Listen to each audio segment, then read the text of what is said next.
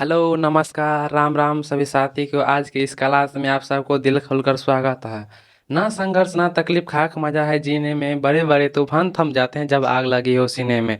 अगर आप लोग को दिल में थोड़ा सा भी आग जगा हो तो आज की क्लास में जिसमें हम लेकर हैं संविधान सभा की क्लास नंबर 3, उसमें आप सभी को जो है दिल खोलकर स्वागत है। ठीक है, देखिए, आज की क्लास शुरू करने से पहले आप लोग को बता दूं कि इससे पहले जो है अपना लोग क्लास 2 कर चुके हैं। इस संविधान सभा का क्लास 2 कर चुके हैं। आज क्लास नंबर 3 है, जिसमें क्लास नंबर 2 तक जो है कहाँ तक देख लेते थे। देखिए, सर्वप्रथम कब मांग किया गया था। देखिए, सर्वप्रथम पूछ लिया, चलिए रिवीजन के तौर पे एक बार कर लेते हैं। देखिए, 1895 में सर्वप्रथम बाल गंगाधर तिलक के द्वारा जो है स्वराज बिल लाया गया था। कौन सा? स्वराज पत्रिका के माध्यम से स्वराज बिल लाया गया था। उसमें अनौपचारिक रूप से, यानी डायरेक्ट नहीं मांगा गया था, बाल गंगाधर तिलक के द्वारा अनौपचारिक रूप से या अप्रत्यक्ष रूप से मांग किया गया था संविधान सभा का। ठीक है, उसके बाद 1895 के बाद 1922 में महात्मा गांधी के द्वारा न्यू इंडिया पत्रिका के माध्यम से मांगा गया था। इसे हम देख लिए थे क्रम बाय क्रम। अगर आप लोग नहीं देखे हैं तो जाकर उसको देख लीजिएगा। उसके बाद देख लिए थे कि कब ब्रिटिश द्वारा जो है संविधान सभा को स्वीकार किया जाता है, क्या वो शर्त रखता है मतलब संविधान सभा की स्वीकार मांग की स्वीकार करने के लिए कौन कौन सा शर्त रखा था, वो सब कंप्लीट कर चुके हैं। ठीक है, और कौन कौन सा मतलब कितना सदस्य उसमें चुने गए थे संविधान सभा में, कहाँ से कितना सदस्य थे, कौन सा जो है देसी रियासत से सबसे ज़्यादा संख्या था, कौन सा देसी रियासत ऐसा था जो हम उसमें भाग नहीं लिया था संविधान सभा में। ये सब जो है पिछली क्लास में कंप्लीट कर चुके हैं। तो आप लोग से रिक्वेस्ट है कि अगर आप लोग उसको अभी तक नहीं देखे हैं तो प्लीज़ आप लोग से हाथ जोड़ के विनती है कि पहले आप लोग जो है उसको भी देख लीजिएगा, क्लास नंबर 1 और क्लास नंबर 2, जिसमें हम शुरुआत से, जहाँ से संविधान सभा की शुरुआत किया गया था, अनौपचारिक हो या औपचारिक रूप हो, तो वहाँ से ही शुरू करके इससे पहले संविधान सभा की बैठक, अरे इससे पहले तक जितना चाहिए अभी बताए वहाँ तक जो है कंप्लीट कर लिए हैं 2 क्लास में। ठीक है, आज क्लास नंबर 3 है, जिसमें हम करेंगे संविधान सभा की बैठक। क्या चीज़? संविधान सभा का सदस्य चुन लिया गया, कितना सबसे चुन लिया गया, मनोनीत किया गया, और टोटल संख्या जब हो गया, ये कंप्लीट हो गया, तो सदस्य की संख्या कंप्लीट हो गया। अब उसके बाद होगा बैठक। तो आज की क्लास शुरुआत करेंगे जो संविधान सभा की पहला बैठक कब हुआ, दूसरा कब हुआ, तीसरा कब हुआ, ऐसे करके बैठक के बारे में जो है आज की क्लास में कंप्लीट करेंगे। तो चलिए, आज भी हर दिन के भांति आज की क्लास शुरू करने से पहले एक मोटिवेशनल कोट ले लेते हैं जो आपको ऊर्जावान बनाएगा, चेहरे पर मुस्कान लेकर आएगा। माँ तेरे हरे पसीने की बूंद को मोती सा चमकाऊंगा, बस माँ तो बड़े सपने देखना, पूरा करके तेरा शेर शेरनी दिखलाएगा। विकल्प बहुत मिलेंगे मार्ग को भटकाने के लिए, कि विकल्प बहुत मिलेंगे मार्ग को भटकाने के लिए, लेकिन संकल्प एक ही काफी है मंजिल तक जाने के लिए। तो चलिए, बिना किसी देरी का आज की क्लास को शुरुआत करते हैं। देखिए, हम पीछे यहाँ तक जान लेते हैं। आज लिखिएगा, नोट्स करते जाइएगा, हम शॉर्ट में लिखाते जाएंगे, आप लोग उसको अपनी भाषा में लिखते जाइएगा ताकि रिवीजन करने में आसान हो। ठीक है, अपनी भाषा में लिखिएगा, हम खाली यहाँ पर शॉर्ट तरीका से लिखते जाएंगे, बताएंगे सब कुछ, बोलेंगे सब कुछ, लेकिन लिखेंगे शॉर्ट में। ठीक है, इसलिए आप लोग से रिक्वेस्ट है कि अगर आप लोग इस क्लास को देख रहे हैं तो कॉपी और कलम साथ में लेके बैठेंगे, और जो हम बोलते जाएंगे आप लोग उसको नोट्स करते जाइएगा। ठीक है, तो चलिए, आज क्या है, आज का टॉपिक है संविधान सभा क्लास नंबर 3, जिसमें शुरुआत करते हैं। क्या? देखिए, शुरुआत करते हैं कौन चीज, जो है संविधान सभा की बैठक। क्या? संविधान सभा की बैठक के बारे में आज ये जो करते हैं, संविधान सभा लिखते जाएंगे, संविधान सभा की बैठक। आज का हेडिंग ये रहा, आज इसके बारे में जानेंगे। ठीक है, संविधान सभा की बैठक, जिसमें से पहला बैठक, देखिए पहला बैठक के बारे में पहले जान लेते हैं। पहला बैठक,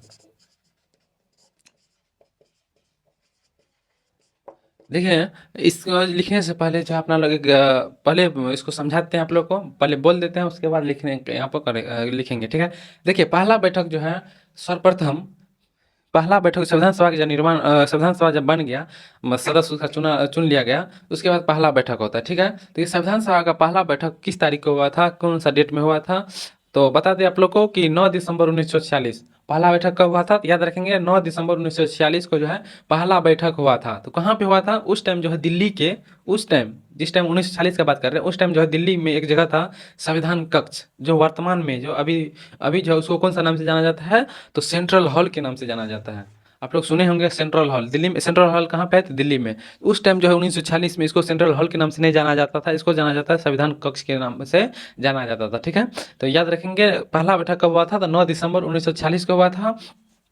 दिल्ली कहाँ पे हुआ था, तो दिल्ली के सेंट्रल हॉल याद रखेंगे अभी, उस टाइम के पूछ दिया जाए तब लिखेंगे संविधान कक्ष, ठीक है। तो वर्तमान में दिल्ली सेंट्रल हॉल में जो है पहला बैठक हुआ था, तो सेंट्रल हॉल दिल्ली में है। 9 दिसंबर 1946 को दिल्ली के सेंट्रल हॉल में पहला बैठक हुआ था।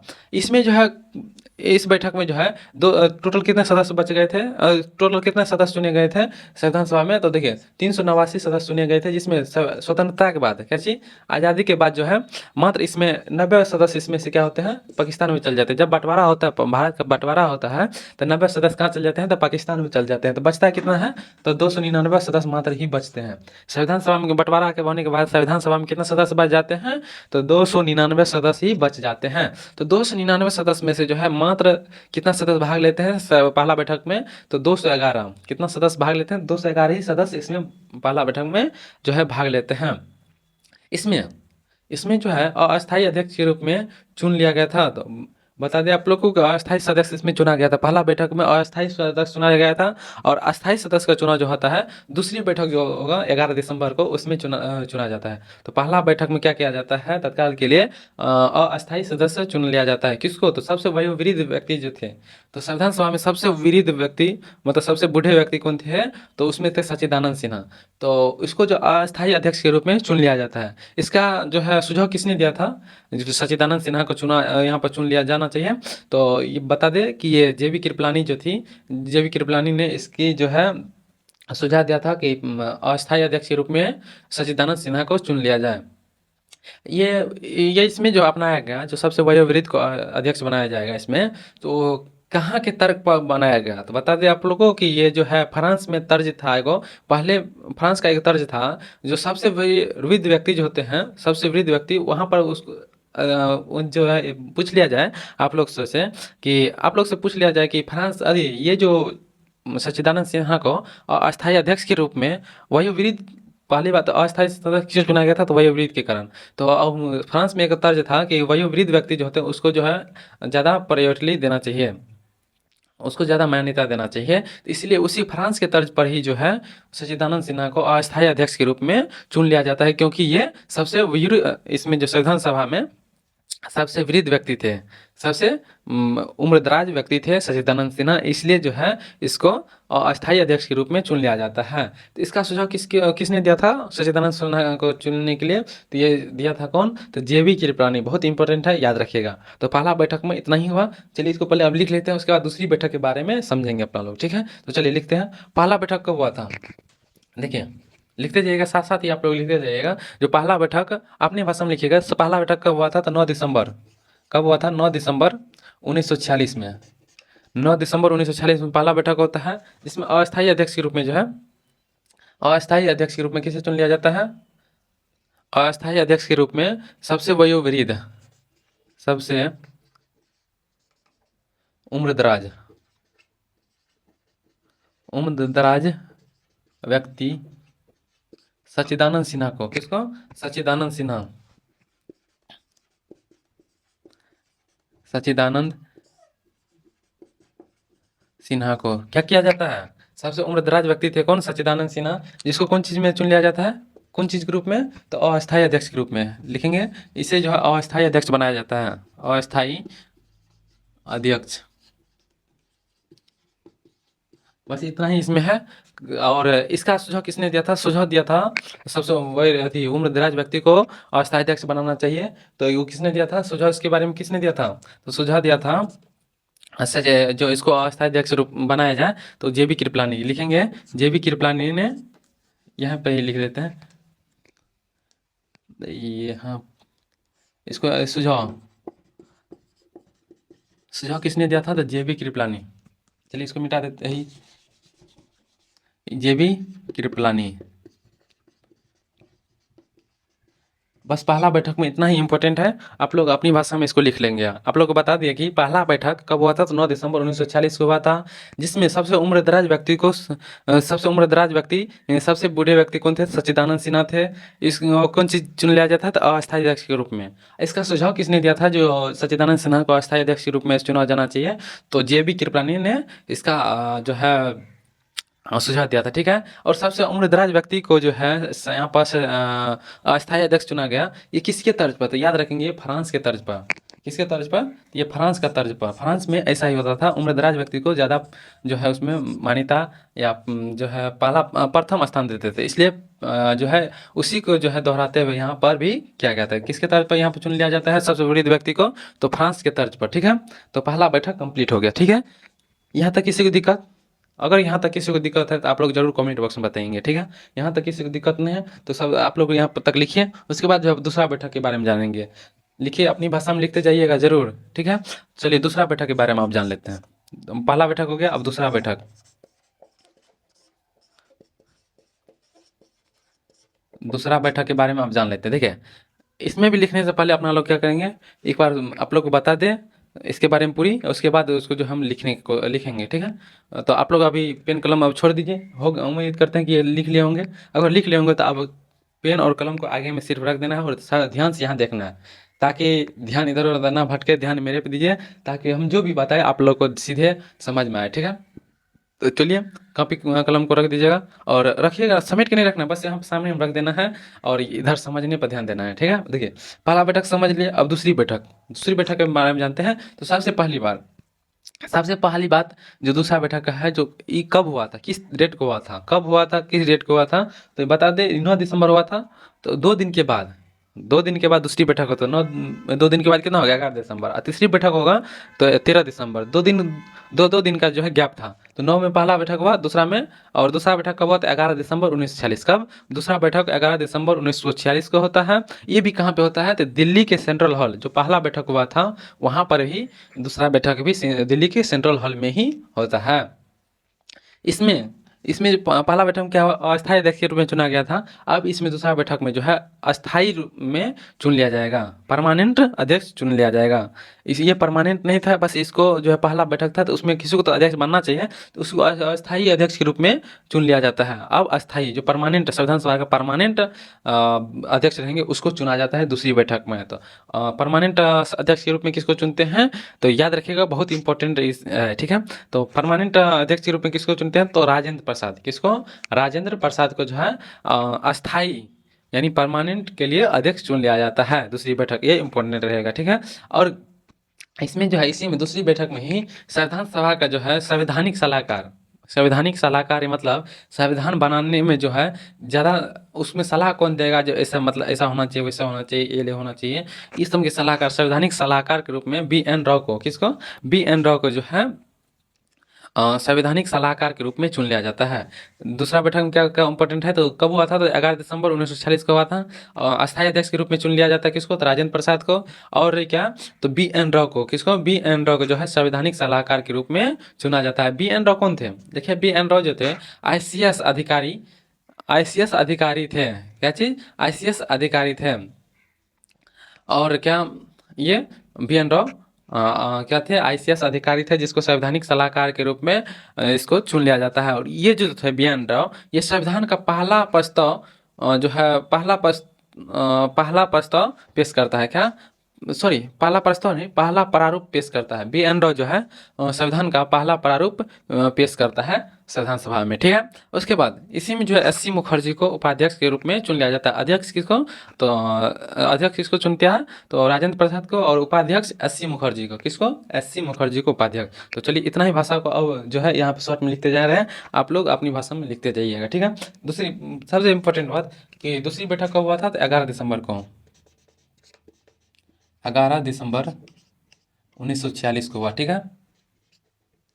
11 दिसंबर 1946 को, ठीक है।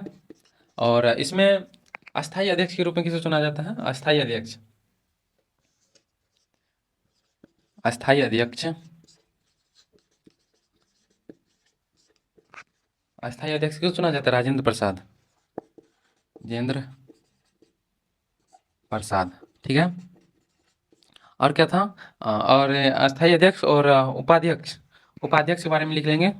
उपाध्यक्ष किसको चुना जाता है, उपाध्यक्ष, उपाध्यक्ष किसको, तो एस.सी. मुखर्जी, एच.सी. मुखर्जी, ये भी इंपॉर्टेंट है, इसको भी याद रखिएगा, ठीक है। देखिए, अस्थायी अध्यक्ष राजेंद्र प्रसाद, उपाध्यक्ष एस.सी. मुखर्जी, और इसमें एक और चुना जाता है, कौन, संवैधानिक सलाहकार, संवैधानिक सलाहकार।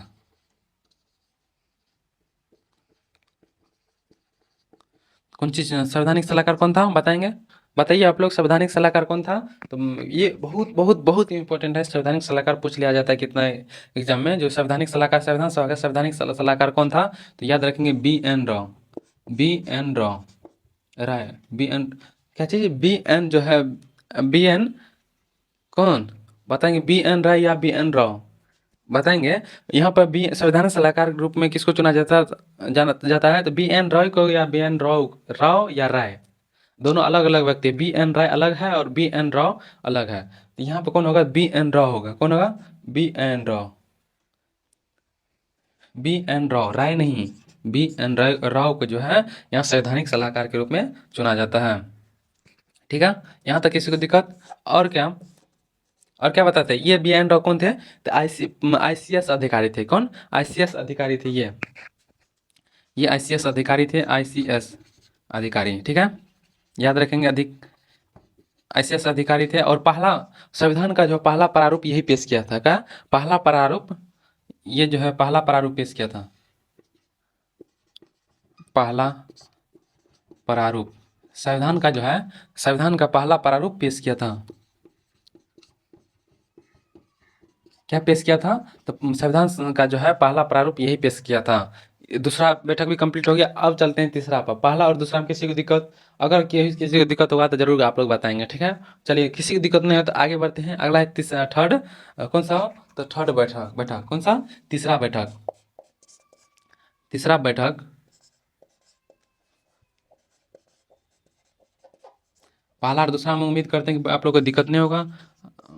और तीसरा अब करते हैं। दूसरा तो कंप्लीट हो गया, और तीसरा आप चलते हैं। उम्मीद करते हैं कि तीसरा को भी पहले आप लोग को दिक्कत नहीं होगा, काहे कि लिखने से पहले जो है आप लोग को हम बता दिया करते हैं, उसके बाद आगे बढ़ते हैं। ठीक है, देखें तीसरा बैठक। तीसरा बैठक कब हुआ था? क्या बताए थे आप लोग को कि 2-2 दिन का गैप हुआ था। बैठक में जो है 2-2 दिन का गैप हुआ था। पहला 9 दिसंबर को हुआ था, 2 दिन गैप। क्या? 11 दिसंबर।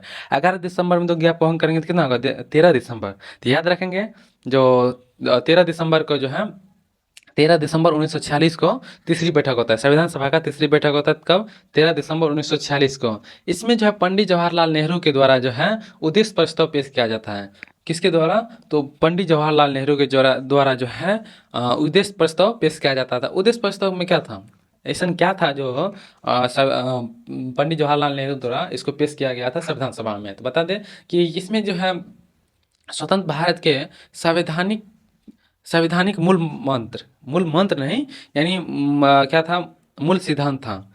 मतलब देखिए, भारत तो स्वतंत्र हो गया था, आज़ाद हो गया था। इसमें जो है पंडित जवाहरलाल नेहरू के द्वारा जो है उद्देश्य प्रस्ताव में क्या था कि जो संविधान का क्या था? मूल सिद्धांत। मतलब संविधान में क्या मूल सिद्धांत होना चाहिए, क्या इसमें रहना चाहिए, क्या क्या चीज़ की व्यवस्था यहाँ पर किया जाना चाहिए, कहाँ पर क्या होगा, ये सब लिखा हुआ था। ठीक है, और कहाँ कहाँ से क्या चीज़ लेना चाहिए, ये सब लिखा हुआ था उद्देश्य प्रस्ताव। तो उद्देश्य प्रस्ताव में यही था, मूल सिद्धांत लिखा हुआ था। याद रखेंगे, ये संविधान सभा का मूल सिद्धांत था। यही आगे चलकर जो है उद्देश्य प्रस्ताव ही आगे चलकर जो है, जब उद्देश्य प्रस्ताव को कब? तो 22 जनवरी 1947 को जब इसको संविधान सभा द्वारा स्वीकृत किया जाता है। पेश किया था जवाहरलाल नेहरू, पंडित जवाहरलाल नेहरू, उद्देश्य प्रस्ताव। लेकिन जब संविधान सभा मतलब पूरे जितना भी वहाँ के सदस्य थे उसके द्वारा जो बैठा संविधान सभा जो बैठा बना था, उसके द्वारा जब ये उद्देश्य प्रस्ताव स्वीकार कर लिया जाता है, तो यही उद्देश्य प्रस्ताव क्या होता है? आगे चलकर क्या बन जाते हैं? संविधान की प्रस्तावना। क्या चीज़? संविधान की प्रस्तावना। जो कहाँ पर होता है? देखिएगा, संविधान की जो है संविधान बुक जो है, उसमें पहला ही पेज पर लिखा हुआ था संविधान की प्रस्तावना। जिसमें आप लोग भी सुने होंगे कि कब जब भी किताब पढ़ेंगे, एनसीईआरटी किताब पढ़ेंगे, तो उसमें पहले प्रस्तावना दिया जाता है। पहला कुछ इंट्रोडक्शन रहता है ऊपर में, उसके बाद जो है जब शुरुआत होता है तो उसमें प्रस्तावना से ही शुरुआत किया जाता है। जिसमें पहला शब्द क्या होता है? हम भारत के लोग, भारत को एक संपूर्ण प्रभुत्व संपन्न। ये तो आप लोग सुने ही होंगे। यही है क्या चीज़? तो यही है प्रस्तावना। इसी किसके द्वारा पेश किया गया था? तो उद्देश्य प्रस्ताव के रूप में जो है पंडित जवाहरलाल नेहरू के द्वारा पेश किया गया था थर्ड बैठक में। इसी को जब संविधान सभा स्वीकार कर लिए जाते हैं, मतलब 299 सदस्य द्वारा स्वीकार कर लिए जाते हैं, तब ये जाके क्या बन जाते हैं? संविधान सभा प्रस्तावना बन जाते हैं। तो प्रस्तावना आप लोग जानबे करते हैं, जिसमें शुरुआत कहाँ से होता है? कई एग्जाम में ये भी पूछा गया है कि जो है प्रस्तावना शुरुआत कहाँ से होता है? हमारे भारत देश का जो है प्रस्तावना वो शुरुआत कहाँ से होता है, कौन सा शब्द से शुरुआत होता है देखिएगा। वैसे तो डिजिटल बोर्ड नहीं है तो आप लोग को दिखा देते, अगर डिजिटल बोर्ड रहता तो पक्का आप लोग से प्रॉमिस करते हैं कि उसको वो क्वेश्चन को आप लोग को जरूर दिखाते, लेकिन यहाँ पर कुछ मजबूरी कारण आप लोग को दिखा नहीं पाते हैं, बस बोल देते हैं आप लोग सर्च कीजिएगा ऐसा। तो देखिएगा पूछा जाता है जो हमारे भारत जो है प्रस्तावना में कौन सा शब्द से शुरू होता है, तो याद रखिएगा हम भारत के लोग, यहाँ से प्रस्तावना शुरू होता है। तो यहाँ तक किसी दिक्कत, यहाँ तक किसी को दिक्कत, उम्मीद करते हैं कि यहाँ तक किसी को दिक्कत नहीं होगा। तो चलिए देखिए इसके बारे में, अब तीसरा बैठक के बारे में जितना भी चीज़ बोले उसको लिख लेते हैं। पहली बार तो एक बैठक कब होते हैं, कब होते हैं बताइए आप लोग, बैठक कब होते हैं तीसरा, ये होते हैं कब, तो 13 दिसंबर को, कब, 13 दिसंबर 1946 को, 13 दिसंबर 1946 को जो है तीसरा बैठक होते हैं, जिसमें जो है अब तीसरा बैठक कब होते हैं, तीसरा बैठक कब होते हैं, तो ये होते हैं 13 दिसंबर को। इसमें जो पंडित जवाहरलाल नेहरू के द्वारा, पंडित जवाहरलाल नेहरू के द्वारा लिखते जाएंगे, पंडित जवाहरलाल नेहरू,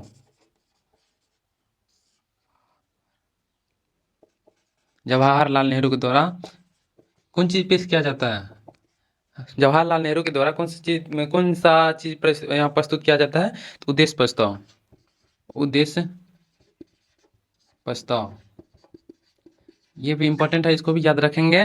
पूछा जा सकता है कि पंडित जवाहरलाल नेहरू के द्वारा कब और कौन चीज पेश किया गया था संविधान सभा में पहली बार, तो याद रखेंगे 13 दिसंबर 1946 को जो तीसरी बैठक था उसमें पंडित जवाहरलाल नेहरू के द्वारा जो है उद्देश्य प्रस्ताव पेश किया जाता है, जो आगे चलकर, जो आगे चलकर क्या बन जाते हैं, आगे चलकर क्या चीज बन जाते हैं, तो संविधान की प्रस्तावना, क्या क्या बन जाते हैं, तो संविधान की प्रस्तावना। जब संविधान सभा द्वारा इसको स्वीकृत कर दिया जाता है उद्देश्य प्रस्ताव को, तब ये जाके संविधान की प्रस्तावना बन जाता है। पंडित जवाहरलाल नेहरू उद्देश्य प्रस्ताव कब पेश करते हैं, तो 13 दिसंबर 1946 को उद्देश्य प्रस्ताव, जब संविधान सभा द्वारा इसको स्वीकृत कर लिया जाता है, तो स्वीकृत कब किया जाता है, उद्देश्य प्रस्ताव को जो है स्वीकृत कब किया जाता है, जो आगे चलकर संविधान सभा की प्रस्तावना बन जाता है।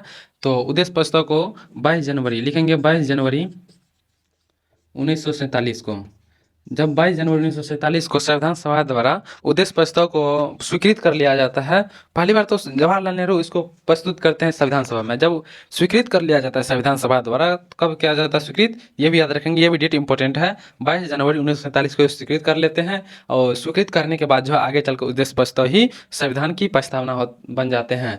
जैसा कि आप लोग को पता होगा संविधान की प्रस्तावना किस शब्द से शुरुआत होता है, तो संविधान की प्रस्तावना जो है हम भारत के लोग, कौन चीज, हम भारत के लोग से शुरुआत होता है। यहाँ तक किसी को दिक्कत, उम्मीद करते हैं कि यहाँ तक किसी को दिक्कत नहीं होगा, ठीक है। तो देखिए अपना लोग की क्लास का भी लेंथ छोटा ही रखते हैं ताकि रिवीजन करने में आसान हो। इससे पहले में जो है 1940 से पहला क्लास में 1938 तक की बात कर लिए थे, कंप्लीट हो गया, 2895 से लेकर 1938 तक किए थे पहला क्लास में। दूसरी क्लास में 1940 अगस्त प्रस्ताव से लेके संविधान सभा के निर्माण तक, उसके सदस्य, संविधान सभा का निर्माण कैसे हुआ, कितना सदस्य के द्वारा हुआ, ये सब कंप्लीट किए थे। और तीसरा संविधान सभा के जब निर्मित हो जाता है, निर्माण हो जाता है, उसके बाद उसमें बैठक, निर्माण हो जाने के बाद, संविधान सभा के निर्माण हो जाने के बाद उसका बैठक होगा, तो उसके बैठक के बारे में 3 बैठक के बारे में जो इम्पोर्टेंट था, जो बैठक इम्पोर्टेंट था ये कंप्लीट किया, ठीक है। तीसरी बैठक तो हो गया, और यहाँ पर आप लोग नोट्स करके लिखेंगे, यहाँ पर नोट करके लिखेंगे जो टोटल बैठक के, जैसे यहाँ 3 बैठक तक कंप्लीट किया है, जो इम्पोर्टेंट था, इम्पोर्टेंट बैठक जो था पहला दूसरा तीसरा यहाँ तक कंप्लीट कर लिए हैं। और उसके बाद टोटल कितना पूछ लिया जाए कि संविधान बनाने में टोटल कितना बैठक हुआ था, याद रखेंगे टोटल बैठक जो है, टोटल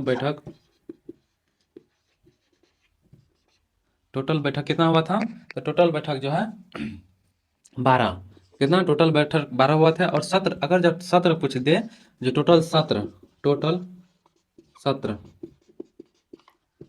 टोटल सत्र कितना हो जाएंगे 11। उम्मीद करते हैं कि आप लोग सत्र और बैठक में अंतर कर पाएंगे। देखिए सत्र क्या होता है, सत्र क्या होता है, जैसे मान लीजिए अभी बोल दे आप लोग कि सत्र क्या होता है, तो देखिए मान लीजिए आप 12th में, अभी आप लोग जैसे 12th में हैं, मान लीजिए अभी 2026 11th में एडमिशन करवाएं, आप लोग से पूछा जाएगा इंटर का सत्र क्या है तुम्हारा, आप लोग से पूछा जा सकता है। जब आप बोलिए किसी को, कोई पूछेगा आपसे कि आप कौन से क्लास में पढ़ रहे हो, तो क्या बोलेंगे? इंटरमीडिएट में अभी हैं। तो पूछेगा सत्र क्या है, सत्र क्या बताते हैं? जो अभी जैसे मान लीजिए अभी 2026 में एडमिशन लिया, तो सत्र में बताएंगे 2026 से 28, यही ना बताएंगे। यही होता है सत्र, होता है ना। तो इसी तरह यहाँ पर भी जो है सत्र टोटल हो गए थे कितना, 11 सत्र हुए थे, लेकिन बैठक जो है 12 हो गए थे। तो देखिए सत्र 11 हुआ, 12वां बैठक को जो है, 12वां बैठक जो हुआ था ये कब हुआ था? तो 24 जनवरी 1950 को हुआ था। 12वां बैठक जो है, यहाँ पर लिख देते हैं, 12वां बैठक को जो है, सत्र 11 हुआ था कंप्लीट, लेकिन 12वां बैठक जब बैठे तो उसमें क्या हुआ कि इसको अंतिम बैठक मान लिया जाता है, अंतिम बैठक। तो अंतिम बैठक कब हुआ था? अंतिम बैठक जो है 24 जनवरी 1950 को होता है। कब? 24 जनवरी 1950। इसको अंतिम मान लिया जाता है, इसलिए इसको सत्र में नहीं गिना जाता है। 12 से पहले, पहला से लेके देखिए 11 से टोटल 12 बैठक हुआ था, बैठक 12 हुआ था। अगर इसके बीच में, इसके बीच वाले जैसे इंटर में क्या बोले थे, पूछेगा आप कितने में, तो बोलेंगे इंटरमीडिएट, तो आप बोलेंगे सत्र क्या है, तो 26 से 28, क्या बोलेंगे? कितना सत्र हुआ था? यहाँ पर क्या बोलेंगे? 26, 27, 28, 3 सत्र बोलेंगे, नहीं ना बोलेंगे। तो बीच में क्या होगा? सत्र इसमें 2 ही होगा। क्या होगा? 2 ही सत्र होंगे, ठीक होगा ना। इसी तरह यहाँ पर बैठक 12 हो गए, लेकिन अंतिम बैठक जो है 24 जनवरी को हुआ था। तो सत्र इस पहला बैठक से लेकर 12 बैठक के बीच में कितना सत्र होंगे? तो 11 सत्र होंगे, होंगे ना। तो यही यहाँ पर लिखा गया है, सत्र पूछे तो 11 और बैठक पूछ दिया तो 12, ठीक है। और बैठक जो हुआ था लास्ट 12वां था, तो 12वां में जो है अंतिम बैठक कब हुआ था? तो 24 जनवरी 1950 को। तो उसको सत्र नहीं माना जाता, उसको बैठक में ही गिनती किया जाता। तो अगर आप लोग से ये सा क्वेश्चन आए तो कंफ्यूज नहीं होना है। अगर बैठक पूछ दे, टोटल बैठक पूछ दे, तो 12 होगा। अगर टोटल सत्र पूछ दे तो 11 होगा, ठीक है। और पूछ दे लास्ट बैठक, संविधान सभा की लास्ट बैठक कब हुआ था? तो 24 जनवरी 1950 को लास्ट बैठक हुआ था। अगर पहला पूछ दे तो 9 दिसंबर 1946 को हुआ था। दूसरा बैठक 11 दिसंबर 1946 हुआ था। और तीसरा बैठक 13 दिसंबर 1946 को हुआ था। और टोटल बैठक 12 हुआ था, और टोटल सत्र पूछे तो 11 हुआ। सत्र उम्मीद करते हैं कि सत्र में आप लोग को कोई प्रश्न, ये दोनों में कन्फ्यूजन नहीं होगा, क्योंकि यहाँ पर आप लोग को इंटरमीडिएट का उदाहरण लेकर यहाँ पर आप लोग को बता चुके हैं। तो उम्मीद करते हैं यहाँ तक दिक्कत नहीं होगा। और पूछ दिए लास्ट बैठक का हुआ था संविधान सभा का, तो 12वां बैठक कौन था? 12वां बैठक लास्ट था, जो 24 जनवरी 1950 को जो है लास्ट बैठक के रूप में संविधान सभा का इसको खत्म किया जाता है। तो चलिए अब कल इससे आगे जो है कल लेंगे जो 22 इस समय 24 जनवरी 1950 को क्या क्या अपनाया गया, तिरंगा झंडा कब अपनाया गया, राष्ट्रगान कब अपनाया गया, राष्ट्रपति कब प्रथम राष्ट्रपति कब अपनाया गया, प्रधानमंत्री कब अपनाया गया, उसके बारे में इससे आगे अगली क्लास में करेंगे। आज टोटल बैठक के बारे में ले लिया। अब अगली क्लास जो होगा क्लास नंबर 4, क्लास नंबर 4 में जो होगा उसमें क्या करवाएंगे, तो उसमें क्या क्या, इसमें जब इसमें इतना बैठक हुआ तो इसमें क्या क्या चीज़ अपनाया गया था। बैठक में होता है तो कुछ चीज़ का निर्माण होगा, कुछ चीज़ को अपनाया जाएगा, यही सब होता है ना। तो जैसे मान लीजिए, अब मान लीजिए आप लोग के यहाँ भोज करने वाले, आप लोग भोज करने वाले थे, उदाहरण के तौर पे ले रहे हैं। आप लोग मान लीजिए भोज करने वाले, तो पहले भोज करने से पहले क्या करते हैं? बैठक बैठाते हैं। बैठक में कौन सा भाग लेते हैं? वही जो गांव, जैसे गांव होता है तो गांव के लोग बैठते हैं जो प्रमुख होते हैं, घरवासी बैठते हैं। बैठक होने के बाद क्या होता है? बैठ के बस चाय रू पी के, चाय पानी करके, नाश्ता पानी करके निकल जाते हैं, नहीं निकलते हैं। तो क्या करते हैं? बैठने के बाद वहाँ पर विचार आ जाता है, भोज में काय प्रकार का सब्जी होना चाहिए, कौन कौन चीज़ होना चाहिए। होता है कि नहीं होता है? होता है। तो उसी तरह जो है ये भी जो बैठक किए होंगे, ये भी जो बैठक किए होंगे, तो इसमें भी तो कुछ ना कुछ विचारे होंगे, क्या होना चाहिए, क्या समझाया गया, क्या समय अपनाया गया। जैसे भोज में मान लीजिए दो कह दे मतलब 2 बैठक अति मतलब बैठक हुआ, उसके बाद बोल दे 2 सब्जी होना चाहिए। तो अब वहाँ पर ये भी बात चलेगा, 2 सब्जी होगा तो कौन कौन चीज़ का होगा? पनीर का होगा, कटहल का होगा, परवल होगा, क्या होगा? तो उसमें भी ये भी विचार आ जाता है कि पनीर का होगा या क्या होगा। आप लोग को पता ही होगा, जिलेबी होगा कि नहीं होगा, रसगुल्ला होगा कि नहीं होगा, इसके बारे में सब कुछ के बारे में चर्चा किया जाता है। उसी तरह यहाँ पर भी जो है बैठक हुआ था, तो इसमें भी कुछ न कुछ अपनाया गया होगा, कुछ न कुछ विचारा गया होगा। तो आज बैठक के बारे में देख लिया। अब पूरी बैठक में जो है कौन कौन चीज़ अपनाया गया, क्या चीज़ का निर्माण किया गया, कौन चीज़ कब अपनाया गया, सब के बारे में जो है और कौन कौन चीज़ कब गठन किया गया, इस सब के बारे में जो है इस टोटल बैठक में जो जो किया गया है उसके बारे में अगली बैठक, अगली क्लास, बैठक नहीं बहुत पहले लगता है ध्यान चले गया, इसलिए बैठक फिर से आ गया। तो अगली क्लास जो लेके आएंगे, क्लास नंबर 3 है, अगली क्लास जो क्लास नंबर 4 लेके आएंगे, उसमें चर्चा कर लेंगे जो इसमें टोटल बैठक में टोटल 1946 से लेकर 1950 के बीच में टोटल कितना चीज़ अपनाया गया, क्या समूह, सब के बारे में बताएंगे। अभी बस इसमें बैठक के बारे में चर्चा की है। अब इससे अगली क्लास में इसमें क्या समूह अपनाया गया, सब कुछ अपना अथी करेंगे। उम्मीद करेंगे कि आप लोग को ये क्लास अच्छा लगा होगा।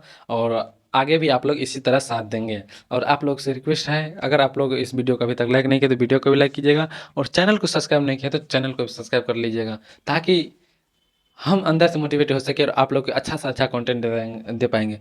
यहाँ पे जो है कुछ कमी के कारण आप लोग से हम क्षमा चाहेंगे कि आज की डिजिटल की ज़माना में ये व्हाइट बोर्ड पर पढ़ाना पड़ रहा है। तो अभी शुरुआत है मेरे दोस्त, आगे चल के देखते रहिए क्या क्या होता है, ठीक है। तो बस आप लोग के साथ चाहिए, आप लोग साथ देंगे तो ज़रूर एक दिन डिजिटल बोर्ड भी आएंगे। बस आप लोग का साथ चाहिए और कुछ नहीं चाहिए, बस आप लोग साथ देते रहिए। बड़े छोटा या बड़े भाई मान के ही साथ दीजिए, लेकिन साथ दीजिए, ठीक है। तो उम्मीद करेंगे कि जो भी देंगे आप लोग को बेहतर देंगे। जितना ही चीज़ उपलब्ध है यहाँ पर उतना में ही आप लोग को बेहतर से बेहतर देने का कोशिश करेंगे। बस आप लोग को कुछ नहीं करना, बस साथ में रहना है, ठीक है। छोटे भाई की तरह ही, जो मेरे बड़े भाई हैं वो छोटे भाई की तरह, और जो मेरे छोटे भाई हैं अभी देख रहे हैं वो बड़े भाई के नाते हमारे जो है साथ देंगे। और जैसे जैसे टाइम बीतते जाएंगे वैसे वैसे जो है धीरे धीरे प्रोग्रेस करते करते ज़रूर एक दिन जो है डिजिटल बोर्ड आ जाएंगे। तो अभी जितना ही उतना ही में काम चलाना है, बस आप लोग को साथ देना है। और उम्मीद करते हैं कि आप लोग को ये क्लास अच्छा लगा होगा और अपना नोट्स अच्छी तरीक़ा से बना रहे होंगे। ठीक, चलिए आज की क्लास एंड किया जाए, कर दिया जाए आज की क्लास को एंड। और प्यारा सा कमेंट जरूर बताइए, कमेंट कीजिएगा, ताकि देख के जो है हम भी मोटिवेट हो सके और आप लोग के लिए अच्छा अच्छा कंटेंट लेकर आ सकें, ठीक है। तो चलिए आज की क्लास को बिना देरी का जो है आज की क्लास को एंड करते हैं। लास्ट तक बने रहने के लिए आप लोग को दिल से धन्यवाद। मुश्किल न है कुछ भी इस दुनिया में, बस तू कोशिश तो कर, ख्वाब बदलेंगे हकीकत में, तू जरा हिम्मत तो कर।